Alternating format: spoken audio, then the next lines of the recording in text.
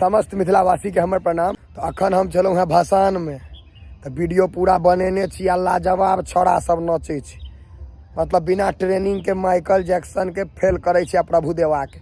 देखियो कनी डांस सब आ हे कनी भोजपुरी गीत सब सेहो बजेने छी, तो ओइ लेल हमरा नहीं किछ कहब, ओकर सबके मोन छै। तो देखियो वीडियो में खूब मन लागत, एकदम गाम के याद ताजा भ जाए। जैसे आप गाम में नहीं रहे छी उनका सबके पूरा भसान याद।